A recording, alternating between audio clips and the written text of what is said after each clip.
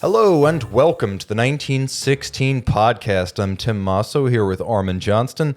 Today we are discussing whether technology improves the experience and adds value to watch collectors. Basically, does technology actually matter when you're purchasing an obsolete product like mechanical watches? But this is an interactive experience, so if you have topics or questions for future episodes, please send them to podcasts@the1916company.com. So, does new technology actually matter to watch collectors? Maybe let's talk a little bit about what that means in this context, because writ large, technology means atomic clocks, and we're clearly not talking about that. I think there are kind of two sects of this technological discussion. There is technology in gears and mechanics. There's technology in materials, and there's technology in, I guess, innovation, for lack of a better phrase. And I think, when it comes to technology and mechanics, what comes to mind for me, as a bit of a nerd, are the more steampunky-like tech, like a chain fusee, like a minute repeater, honestly, is kind of this ethereal, high-tech mechanical item. And I think both of those things, when they came out, when they were designed and incepted, they were cutting-edge technology at an outrageous rate. Yeah, that's an interesting way to think of it. Old technology, highly refined. So technology in this instance doesn't mean the Beta 21. It means Romain Gautier's snail cam version of the historic British fusee and chain. So we're taking something that's been around since like the late Renaissance, and now we're reimagining it in a single plane with a more compact build to achieve the same constant force effect. That's an interesting way of looking at it. Or we could talk about something like a minute repeater bypass, where you have a JLC minute repeater that won't have a dead spot where the unused quarters aren't present when you're striking like 207, for example. A smart minute repeater. Exactly. So that's one way of looking at it. I'm going to look at technology as new materials, the arrival of computers, machine manufacturing. So I'm going to cite the most commonly discussed controversial technology, which is the use of silicon in the watch. So we've still got a hairspring in many cases. We've still got an escapement. We've still got a balance, only now silicon is being used. So I look at this and people ask me, Tim, are you in favor or opposed? And I say, the cheaper the watch, the more I like it, because you have less and less of an expectation that, for example, a $1,500 Mito is still going to be functional in 50 years.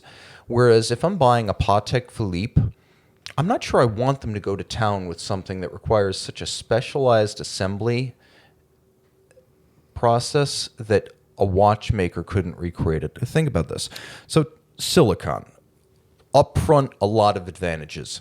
Thermally inert, anti-magnetic. It can be produced using deep reactive ion etching to be so precisely tailored down to the microns that you can have a flat Patek Philippe Spiromax hairspring that breathes concentrically like an overcoil in metal. And that's an incredible thing to be able to do that. So you have concentric breathing, thermally inert, and anti-magnetic.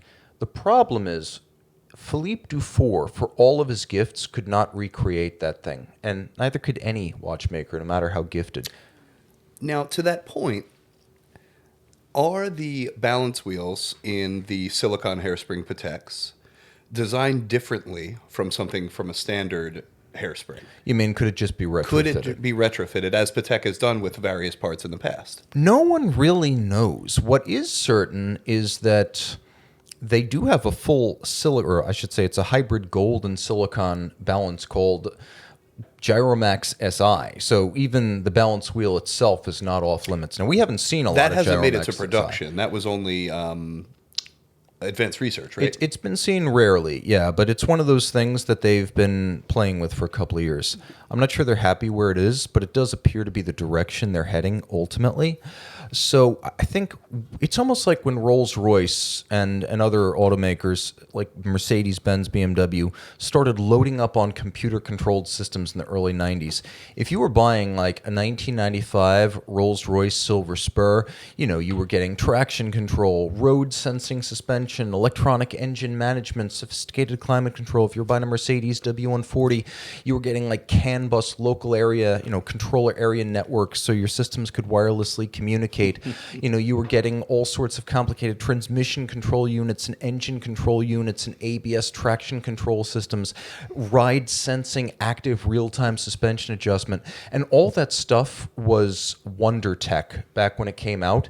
Now here we are 30 years later, and no one has the parts. All the things are obsolete. You can't recreate it. Some of these are sealed boxes. You can't pry them open. The programming languages are dead. You've got a car that doesn't rust. Like for the first time, we don't have cars retiring out of service because they're rusted and shot. It's because little boxes the size of a laptop can't be replaced. So I see this analog to the use of silicon in the watch, whereas for the first owner in the era when parts are available and the watch is current, you get all these advantages. But then down the line, I'm not sure this is quite the same level of serviceable mechanical watchmaking that we grew to love early on. So that's interesting because, when we think of a serviceable watch, we think of, or rather, we in the industry think of it, but I think of a lot of people when they think of a serviceable watch, they don't necessarily think of the parts that are surely being replaced. For example, when Patek services any watch, they replace the mainspring every single time. They replace the mainspring barrels and the mainspring every single time. So, it becomes a ship of Theseus. The ship of Theseus at a certain point. When every part has been replaced, do you still have the same watch? And I'm okay as long as they can replace every part. As am I. And let me just be clear. I actually think Patek is not a concern here. I think it's almost like Ferrari where they're saying, look, every Ferrari, hybrid, electric, vintage, we're going to supply replacement parts. Ferrari will do that. I don't know if, for example, Jaguar will do that. So Patek will provide those silicon parts forever because Patek is forever, and I expect them to cover their owners. I don't expect that to be a problem. And they've continued to stand by that commitment to their, honestly, much to their chagrin, I think. It's the proliferation of these silicon parts on much cheaper watches from brands that have a much shorter institutional memory and commitment to supporting the products. I think that's really the challenge. Well, it's funny actually. I was just pulling up the first silicon hairspring, and it was the UN. UN use in the Freak. Exactly. Thank you. The Freak. And it's interesting because UN will still service all of the Freaks. However, I'm sure we'll get to a point in the not so near future where some of the vintage UN pieces are not serviceable. Or what happens if something happens to UN? Like, let's be honest. That's a very real concern, especially when you consider certain brands' ownership over the past 20 years, potentially. Yeah, is the next owner of Sigatech going to care enough to keep escapement parts for a Gen 1 Freak in production? Is that owner going to understand the reality and importance of serviceability of everything that you've produced? Because honestly, Patek, the commitment that Patek has made to service every watch and any watch that they have ever produced is a huge commitment. Yeah. It is huge. They have a specific department that still references handwritten notes within their Geneva manufacturer in order to make this happen. And, it's the restoration department of Patek, so it's not your standard run-of-the-mill service. It's not your standard Geneva service. It's something entirely different. It's artisans. Yeah, it's the ability to rebuild what is not there, as opposed to just take it apart, clean it, oil, adjust it, send it back. You may have to cut plates. You might have to cut wheels. You might have to shape a hairspring. It's also important to remember that Patek announced last year, alongside the better remembered elements like the new timing standard and the 5-year warranty, they announced that parts for every watch back to 1839 would be provided. And that's the kind of commitment you would love to see from every brand. But we know that even in the car space, Mercedes-Benz used to pledge to provide parts for every car it ever made.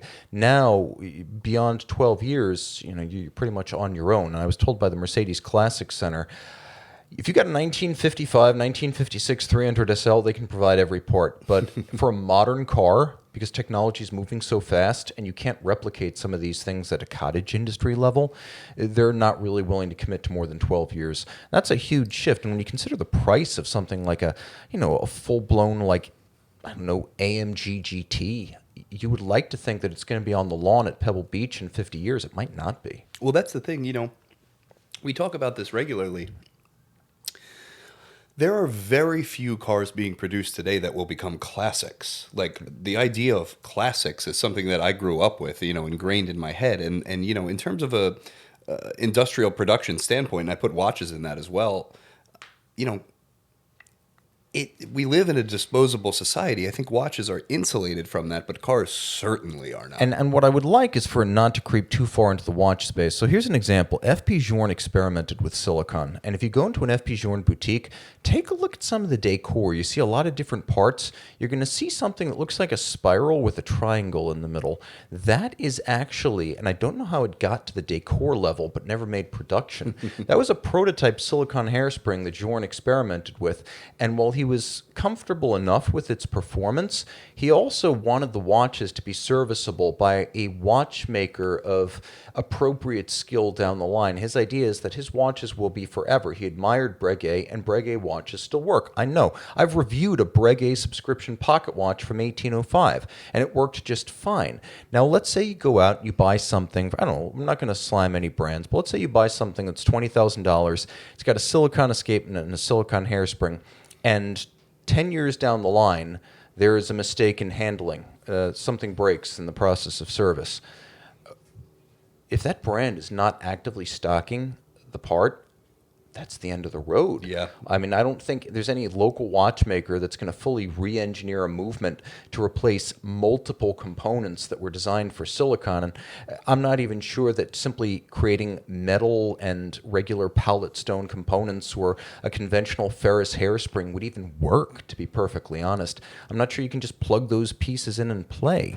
So I do worry about some of these technologies being so specialized from brands that are so small that there's almost no expectation the watch will be supported in 20 years. Yeah, and I wonder, just from like a fundamental watchmaking standpoint, I wonder is something like the poise of the balance wheel looked at slightly differently now because you can rely on the hairspring to be perfect? Yeah, I think also, frankly, the manufacturing process is more precise. Yep, definitely. So I think silicon is very controversial because the benefits are immediate and dramatic. Everything from better running to magnetic immunity to, in the case of Ulysse Nardin and Girard-Perregaux, the ability to create constant force mechanisms with compliant components that would have been impossible to create in metal. The Girard-Perregaux constant escapement LM with that buckling blade constant force device, that failed when Rolex created it as Project ELF in the 90s. They tried to do it with metal. It doesn't work with metal. UN came up with a much more compact version of the same idea called the Anchor escapement, and it was brilliant.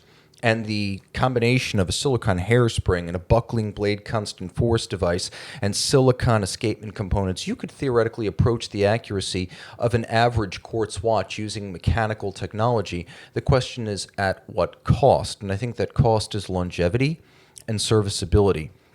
So silicon is really obvious. You can take it as high end as sort of like escapements, double direct impulse systems with Ulysse Nardin and the Freak constant force devices. But at the basic level of silicon escapements, which are generally not covered by deep layers of patents, like Oris has silicon escapements. And through silicon escapement technology, we've also seen Richemont and LVMH add these components, even though they don't really have patent access to silicon hairspring. It's worked its way into the watch in other ways. I just think silicon is something that is going to be very polarizing forever, and we won't know for a long time whether these watches are going to go the distance. It's the introduction of something that a man cannot make. I have a collector friend who says, if a man made it, a man can remake it. And I'm like, well, a man does not make it. Deep reactive ion etching in a clean room controlled by a computer is what made it. It's why you can rip individual circuits and transistors and, resistors and capacitors out of, like, I don't know, a Bosch D-Jetronic fuel injection system. But today you've got a microchip with millions of transistors, and no, a human being can't spot solder that. Yeah. So silicon is going to be a very controversial technology. And there's another one that people aren't thinking about, and we'll talk about that in a moment. But let's talk about some technology that actually helps quite a bit. Ceramic-coated bracelet pins. Yes, absolutely. That is a net positive, and ceramic is a great material. If all else fails, you can just put a conventional metal pin in there. Without a doubt. Yeah. If you need to just keep the watch going, you can do that. I would say the ceramic beads that Tudor uses in the clasps as well. It's a great example of a problem to solve, and solved with technology. Yeah, and I think the ceramic pin, which kills bracelet stretch dead, solves a problem that is both a practical one and a financial one. The cost of bracelet replacement is catastrophic. Oh my gosh, wild. Yeah, so that is something, especially if you got a bracelet that's inclined to get dirty, where grit may actually enter the links. That can be very difficult to evacuate. OxyClean's not going to get the job done, especially not at this level. So that's a really great example. Another example of technology making watches better without holding them hostage, I would say, is CNC milling. Because, first of all, the technology is very common. I know a watchmaker who's a one-horse guy running his own shop, and he has a CNC machine. Yep. So this is no longer something that you need to be General Motors or, Audemars Piguet to operate. You can have your own CNC mill, even at the smallest level of craftsmanship. So if you need to make something, provided you have skill with the CNC machine, you can remake a part. You could remake a component and then hand finish it. The CNC does the raw cut, and then you hand finish it. And then maybe you can get some old watch working again. It's not just Richard Mille and however umpteen, hundreds of hours the mill spends cutting his cases. It's also something that could make a real difference in the serviceability of old watches by accelerating the process of fabricating pieces from scratch. The watchmaker is still going to have the final pass, but the CNC is going to save you so much time, like months or years on restoration. I see that as a real advantage. It's not just to make new watches, it is something that a watchmaker can use down the line to keep watches going. Without a doubt. And I think, there's that streamlines serviceability, that streamlines production to a certain degree, while the gross material is being cut off to be finally manipulated by the watchmaker. The watchmaker can be doing other things rather than, truthfully, shaving off the excess. You know what I mean? Yeah. We still want these things to be hand finished. We still want a hand polish to it. But I don't need, if you get a cubic meter of a metal, I don't need you cutting the first layer off of it by hand. Finish the case after the gross case has been pressed or cut or produced. And here's the other thing. Worst case scenario, a metal part made by CNC, it could with great effort be made by hand. Consider something like the Grubel Forsey Handmade one, where normally their tourbillon cage would be extensively CNC'd from a monoblock. They've got to build it up from individual parts, and it takes a lot longer, but it can still be done. So a lot of times what CNC does is it speeds up the process, but it doesn't create something so alien that you couldn't replicate it without the technology. It's always taken more time to make something by hand, and that goes back to the very first tools in watchmaking. Better tools have always eased the production process. And tools are so significant to watchmakers in the sense of that is the first thing that they learn. Yeah. Honing their tools, making their tools, sharpening various tools. Sharpening screwdrivers is a very early kind of training that I think watchmakers get. And for the most advanced watchmakers, the Andreas Strellers of the world, CNC is just another tool. Yep. I would also say that regarding replacement of things you normally can't source if a brand goes defunct or if you don't have a parts account, 3D printing for case seals will make watches more serviceable down the line. If you have some old dive watch and you can't get seals for whatever reason, you can't 3D print some of the finest mechanical components, and certainly 3D printing can't build anything that needs to be finally finished. But what it can do is create a rubber seal or gasket so you can get that watch back together and pass a water That's a really test. interesting thought, actually. I I hadn't considered that at all. That's a good, brilliant idea. So now, in terms of technologies that can help us, a great example is Philippe Dufour. Philippe Dufour does everything by hand. That's why he only makes a bare trickle of watches, and that's the way Daniela Dufour, his daughter, is going to make watches after him. But he does say that when he designs a watch for two-dimensional portrayal only, he does use computer-assisted design. Now, this is a case where the tool doesn't affect the serviceability or longevity of the watch. It just helps the artisan create a better product. And if you're Philippe Dufour, you're as old school as it gets. But visualizing the drivetrain of a watch so you can deliver the product more rapidly to a customer doesn't undermine the serviceability of the watch, doesn't mean it's any less beautifully finished, doesn't dilute his vision or influence. If anything, it empowers him to do things he couldn't have done in the 70s or the 80s. Agreed. You know, at this level, you no longer have to be a watchmaker and also a sketch artist, and also somebody who can really bring their mental ideas from their brain through their arm, through their hand, through the pen onto the paper, which, I like to sketch. I'm not a great sketch artist, Yeah, that's true. And then there's another controversial technology that I happen to enjoy quite a bit. In just the last 3 decades, we've seen the rise of ceramic watches, which is very controversial because ceramic has a lot of the qualities of pottery. There's no coincidence that was, a very fascinating use case, a case that, and I literally mean a case as well as an instance, you could have something that shows no marks ever or fractures straight through. It's like a light bulb. It's either broken or not broken. So with ceramic, no, you can't repair it. But if you are a normal, sane person who doesn't shatter sapphires on your watch already, you're probably never going to put a mark in a ceramic watch. Now, of course, the temperatures and pressures and technologies necessary to make a ceramic case are such that no individual watchmaker or craft artisan could ever duplicate the thing, even less so for a bracelet.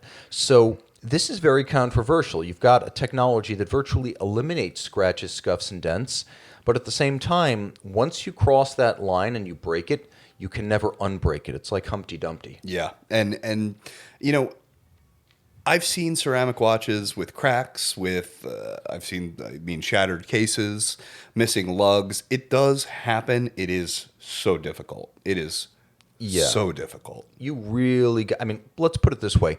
A lot of the incidents that have destroyed ceramic cases, in my experience, would have done so much damage to a gold or platinum case, the case would have been unusable. Yeah, it would have deformed the case likely, and in the sense of, depending on the brand, a case replacement, which a precious metal case replacement would be outrageous, would need to be.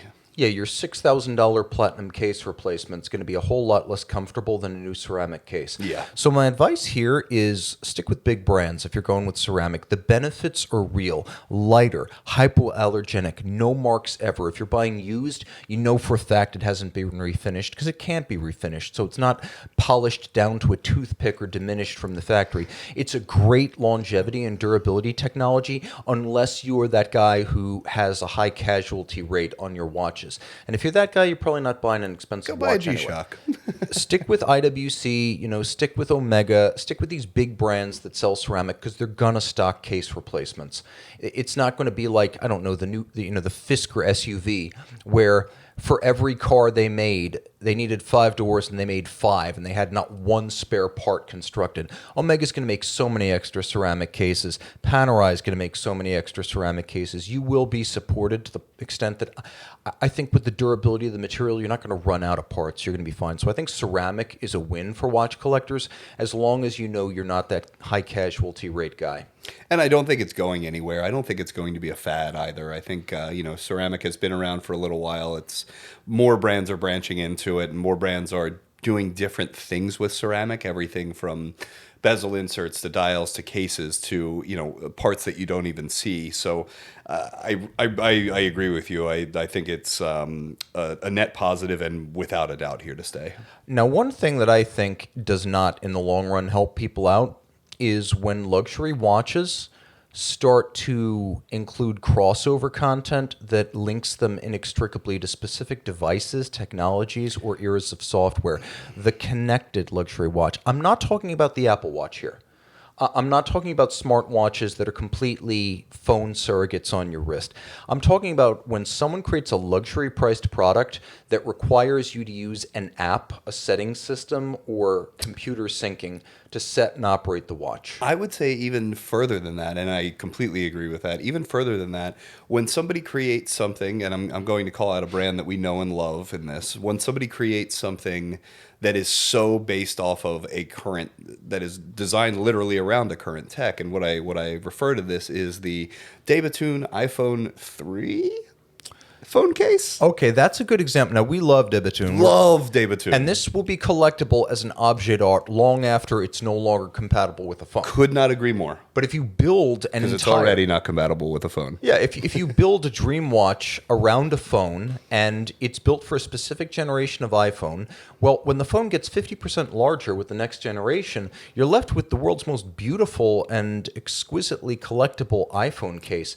And it is beautiful. And it is. And it again, because it's a Debatoon, it'll always be collectible. But it's not something that will be fully functional heading forward. It will never be a phone and a watch. You know, actually, speaking of luxury tech, I read, I think this was in 2024, 2023, that Apple has officially stopped support for the 18-karat gold iWatch that came out with the first run. Yeah, you know, that was such a hustle from the beginning. They actually had a patent on a process that allowed them to use less gold in making it. But yeah, I mean, there you go. 2014, they announced that watch. Here we are, a decade later, it's done. It's finished. It is a weird, anachronistic gold bracelet now. Yep. It may have some fashion value in the same sense that a late 90s Aibo robot dog is a nice piece of decor for your office, but it's no longer your best bud forever. It's like the Chronicles of Riddick Oakleys, right? The ones that came out yeah. and went over your head. It's Those like were that. so weird. Somebody's going to wear that in 2025. I know it. That's still more functional. It is Than the totally. Apple It's at Watch. least usable. Another thing worth mentioning is, you know, with some of these technologies that are linked to watches and cars, the McLaren F1 was the ultimate technological statement in supercar design in the 90s. But to this day, McLaren globally has to keep a fleet of vintage compact computers running. And because the car depends on a dial-up modem connection and syncs to a specific early 90s laptop, which at the time allowed it to be remotely diagnosed from walking England around the world. Now, it's harder to maintain those laptops than it is to maintain the car. It's that's brilliant. That's actually amazing. I would love to, just for old time's sake, hear the dial tone signal. I'm sure it doesn't work quite as 14.4 modem. I don't even know if that was 14.4. I think that might have been before it.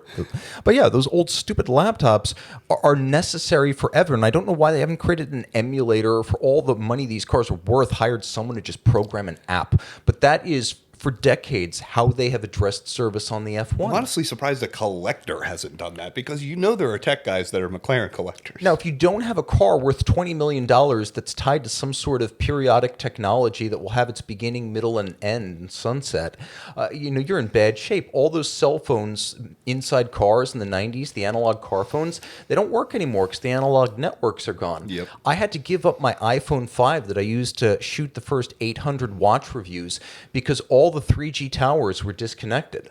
So if you tie your watch to a technology that can't be updated, you know, some sort of smartwatch or connected watch feature inside a luxury watch, someday, at the very least, many of those features won't be usable. Well, I mean, you know, not to use a brand, but Tag Heuer Connected, you know? Yeah. Which they continue to update and they continue to maintain.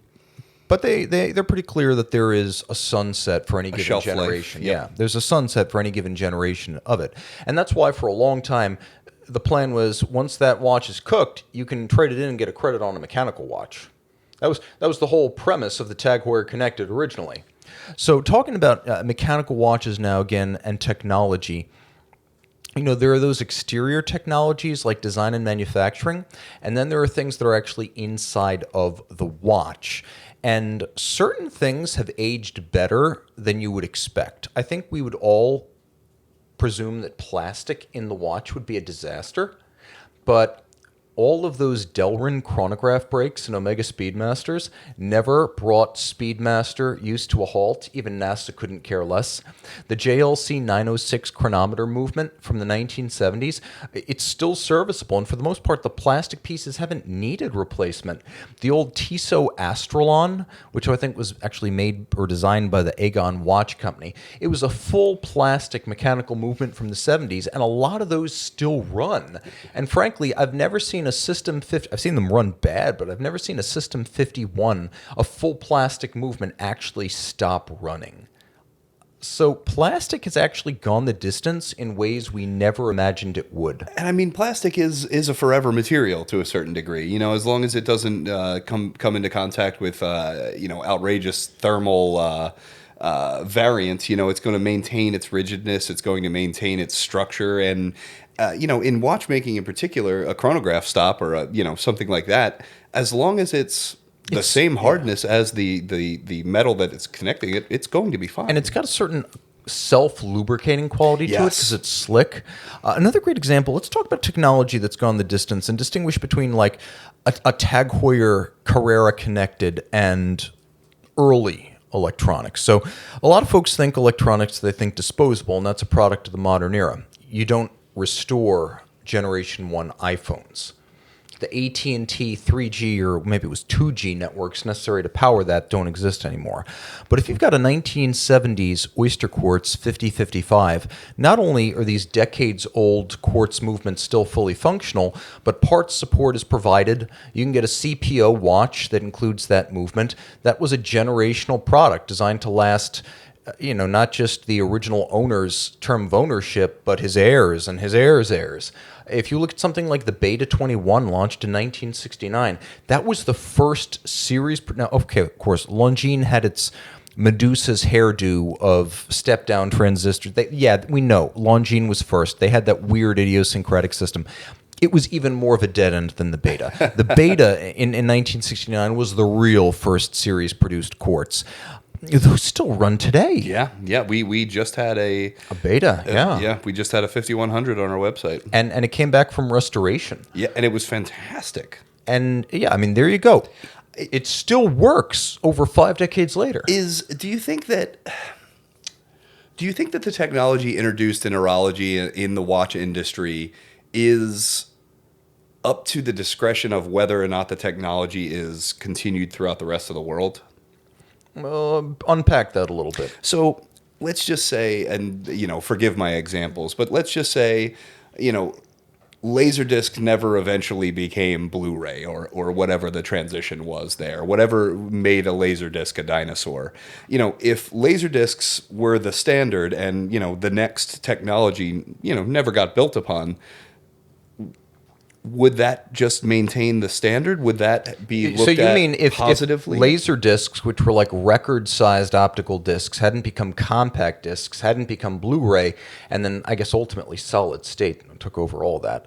Yeah. I don't think you can freeze technology in place because in the short term, companies will always try to improve on something that's already been welcomed in. So in other words, once you've given up, all metal construction of movements and you've brought plastic and you've brought composite and you've brought silicon in, I don't think that's reversible. I don't see, other than craft level makers like F. P. Journe having a principled opposition to synthetics, I think once the cat's out of the bag, you just can't stop it. Fair. Very fair. I guess what I would say is, so, for an example, silicone is looked at favorably for the most part, and it's also arguably in its infancy in what we will be able to do with it. Yeah. So is the favorability of the technology directly correlated to its success long term? You mean are people going to stick with it because it just flat out works? Yes. I think it depends on their expectations. People spend a ton of money on things that will ultimately have, let's call them parlous prospects for longevity. People spend a ton of money on laptops. People spend a ton of money on electric cars. People spend a ton of money on personal digital devices. So all understood to be disposable too. Yeah. All of them. And let me just say, electric cars aren't inherently disposable because we have functional electric cars from the 1900s and 1910s. It's really the introduction of microelectronics and computers, which is the same for any modern car, I guess you could say. I'm not sure. If your goal is to get 10 great years out of a product, then I think embrace every modern technology and enjoy it while support is present. And whether that's external apps and software or networks of technologies like 3G, 4G, 5G necessary for it to work, or the stockpile of parts held by the maker to service the watch, if you just expect 10 great years, you might be happy. And for some people, that might be enough. They might say, look, I'm going to own this watch for 10 years. Beyond that, I'll move on. I rotate through a collection. I don't. Everyone imagines they're going to keep every watch forever, and almost no one does. That is the greatest lie that watch collectors tell themselves. Like, this is an investment. This is an intergenerational heirloom. My kids and their kids and their kids' kids. No, dude, you're going to trade that thing in 4 years. Very few people don't trade in and out. It's remarkable to see. The high frequency buyer, not even early adopters, but the high frequency buyer of anything that's a tech product is super comfortable with a high loss rate based on what he spends versus what residual is present.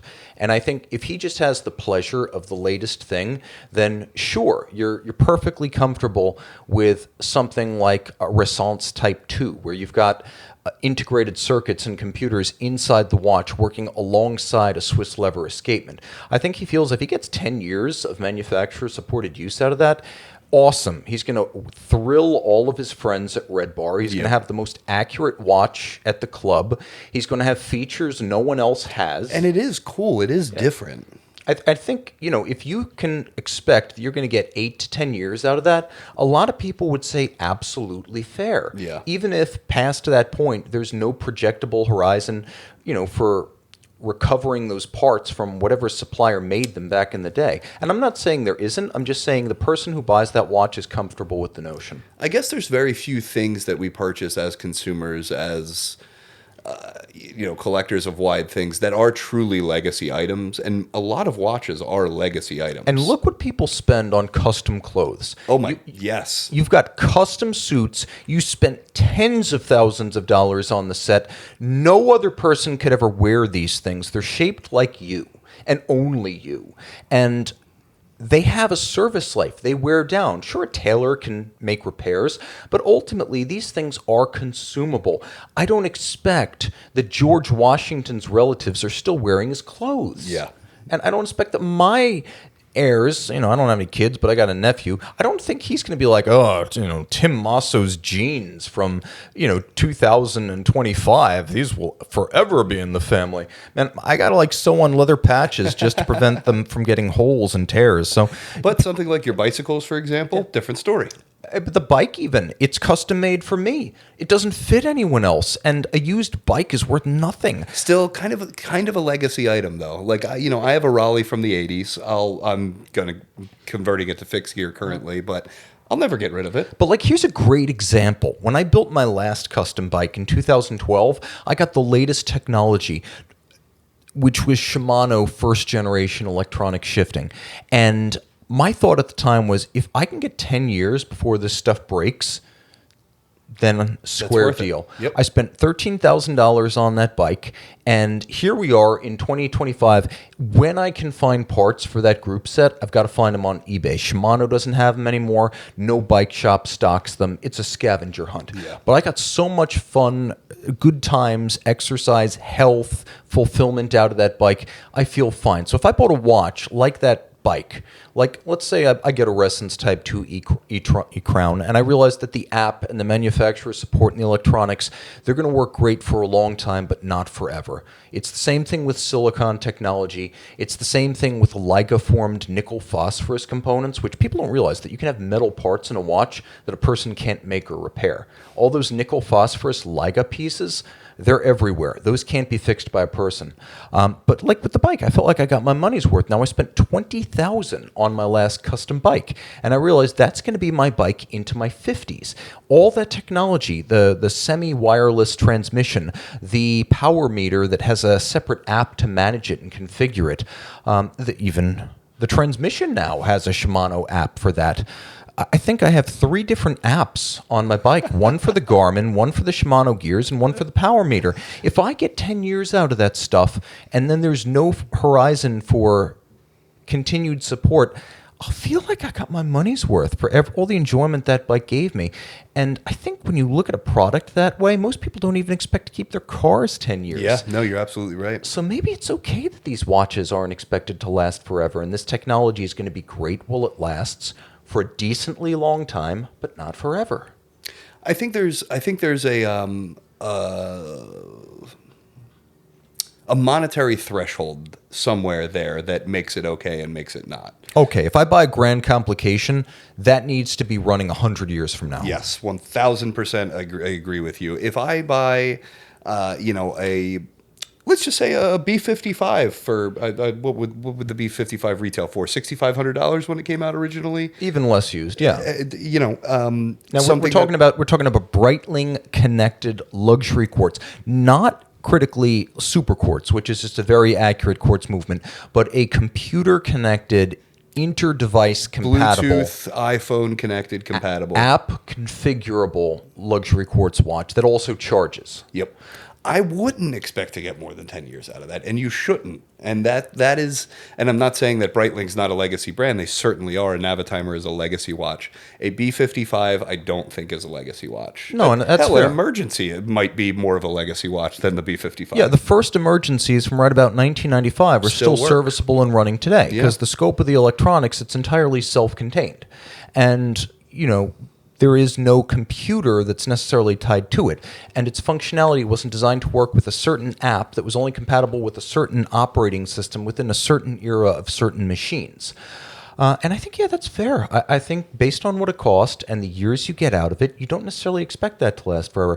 And I'd like to ask Breitling, like how do you view this? Like, what kind of timeline for support do you associate with that kind of watch? And I'm frankly not even sure that they still make watches like that. Do they still make fully configurable, computer-compatible watches? When Kern took over, I think he really wanted to get away from that. Yeah. And did, very much so. And there was just a release of the of a newer Aerospace 23 or 24. It was orange dial. Really nice, actually. But I remember being surprised because I remember reading Kern did not want the Ana-Digital as a part of the brand. Interesting. And so, I can only assume that it's in limbo. Okay, so that's an interesting idea there. But the more expensive the watch, I think the more important it is that it lasts. Without a doubt. And that it always be watchmaker correctable. A great example would be something along the lines of a Jaeger-LeCoultre cylindrical tourbillon perpetual calendar. Now, there's nothing in there that JLC won't be able to replace and restore in 150 years. And that's a watch where I think going in, they're not billing this as a showcase for 15 different types of synthetic materials that give you short-term benefits but parlous long-term prospects for maintenance. And I think there is sort of like a tier of pricing and billing that is separating mass-produced mechanical watches with alternative materials from things that are considered to be, I don't even want to say autologerie because there is some silicon at that level now.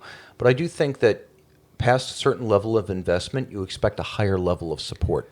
What do you think is or has been the highest retail of what would eventually become a disposable watch?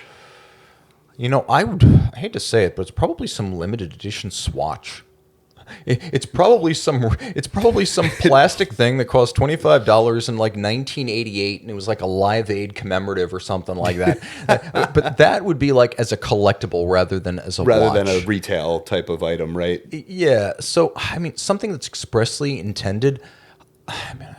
I would say it's probably something like that. I'd be very surprised if any flat-out disposable plastic watch would on the basis of its status as a watch and not a collectible or an article of fashion or a piece of nostalgia, would fetch a lot of money. Like, I don't think we're ever going to get to an era when you see fully connected watches. Like, do you remember the Slide SD3? I don't think those are going to be crossing the auction block in 2055 at Sotheby's. I just don't think there's going to be a big market for that sort of thing. Like, just like there's no market for a first generation iPhone. If you want it to put on your shelf of like all, historical iPhones, it could be fun on that level, but it's not something you could use as a phone or a net connection or even a camera. It might not even turn on anymore. I would be very impressed if it runs at all. Yeah.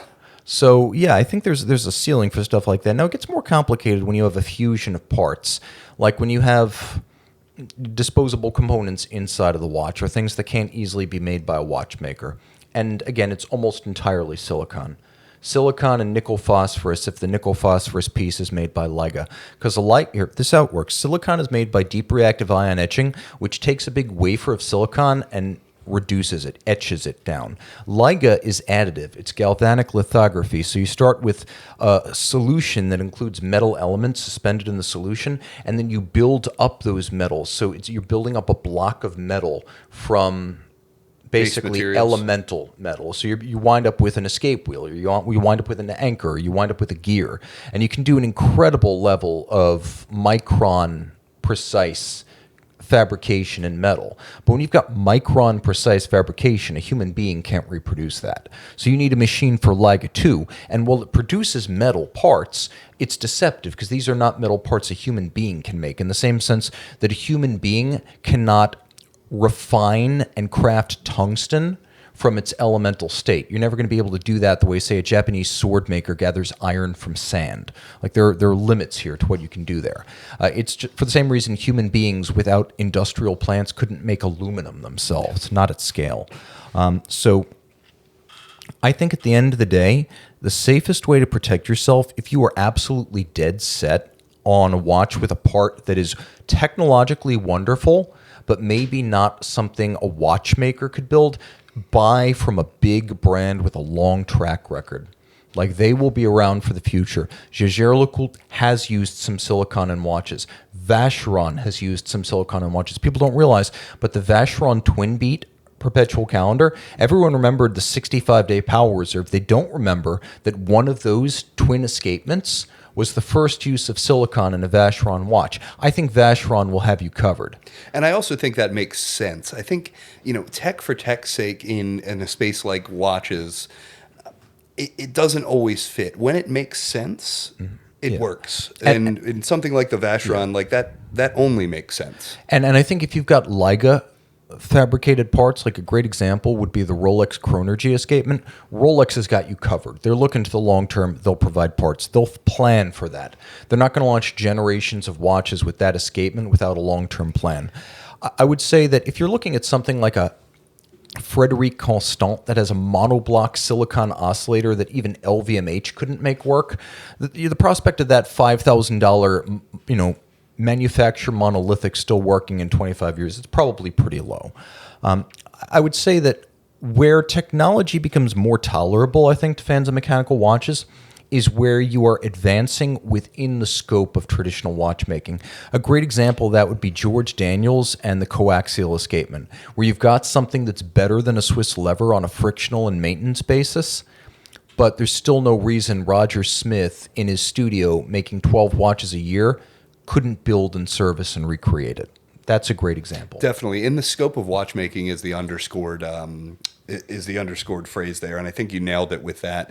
You can't really, and not to say can't or shouldn't, but the more legacy pieces aren't stepping that far out of the box. Yeah, and I would also say a great example would be in recent years we've seen this flowering of double direct impulse escapements. I mean, just obviously Ulysse Nardin was a mile ahead, and they did it in silicon in 2001 with the original dual direct.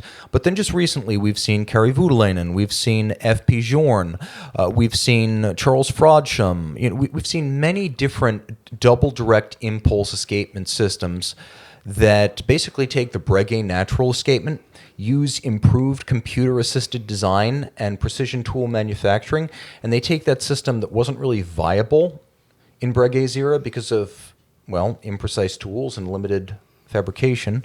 But now they make it work just fine. And that's a great example of something that A, ties the watch to history, it's the link to Breguet, B, improves the performance of the watch, and C, stays within the scope of what a watchmaker can fix down the line. For some reason, that jarred something in my brain. What do you think? Laurent Ferrier does it too at a very reasonable price, frankly. What do you think of the use of what we know now as AI in neurology? I say you have to kind of explain what you're doing with it. So In terms of let's just go with movement design. I think it could allow, first of all, remember that right now all AI is generative AI. Yes, without a doubt. There's Text no aggregation. There's no machine with an original idea, not yet. So I would say as long as you're not copying someone's work to an extent that copyrights are violated, it might be great if you're a watchmaker and instead of spending 3 years designing an original drivetrain so you don't have to use the pivot points of an Omega movement from 1950, it could speed you along the way to finishing up the engineering without an engineer. So people don't realize that not all watchmakers are engineers. If you go to De Bethune, Denis Flageolet has a full-time engineer. Not that he couldn't do this stuff himself, but if you're going to run a watch company at scale, you need to have someone whose only job is computer-assisted modeling design and number crunching. And then Recep Recepi discussed his manufacturer. He has an engineer on staff. And if you look at Romain Gauthier, he's an engineer, but he's not a watchmaker. So in order for a small operation, let's say someone who operates out of like his house, like Ludovic Belloir or Raoul Pages, and now this person wants to create an all-new movement, but he doesn't have $250,000 seed money and 3 years to work by trial and error, I think that AI could circumvent the need to have your own in-house engineer to get the basic function of the movement right, leaving the watchmaker to function on to focus on things like architecture, specific ideas that he wants to incorporate, like a pivoted detent escapement, or focus on things like Recep Recepi. He focuses on bridge design, size, relative proportion, decoration styles. You know, these are things that he does well. He's a hands-on traditional watchmaker. He's not a design engineer. And I think that removing that design engineer necessity from the small watchmakers overhead can allow great creativity. I just don't want to be in a position where a machine handles every step. Yeah.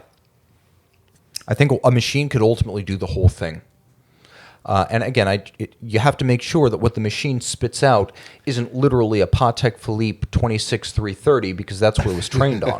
You know what I mean? Well, like that just makes me wonder. Like, I can't wait for the System 52 that's a fully AI generated, produced, and manufactured and delivered watch. Yeah, right. There'll be no one left working at Swatch. It was always machine made. Now it's machine designed. Yep.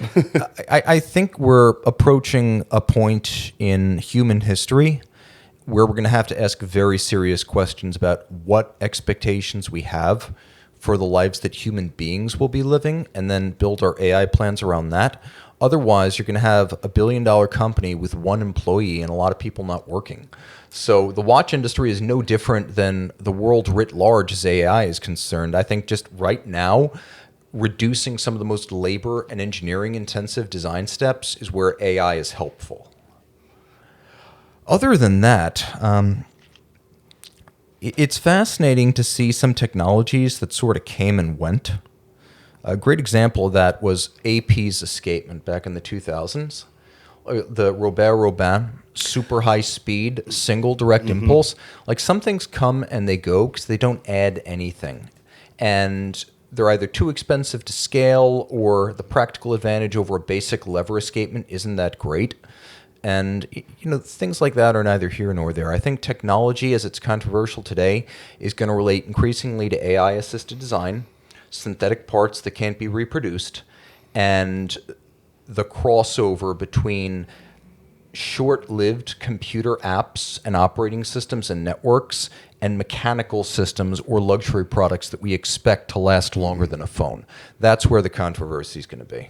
And I think we will see a decent amount of that controversy as time goes on. Man, I wish we do actually have a video version of this podcast. So Guys, tell me in the description below, or not the description, but the comments thread, tell me and Armand, because we want to react and kind of interact with you on this. Where do you draw the line on the inclusion of technology, synthetics, computer-assisted design, computer interplay, app-dependent functions? Does it hurt some of the romance? Because we're into mechanical watches for the interest, for the romance to a certain degree. Does it take away, in your opinion? Yeah, let us know.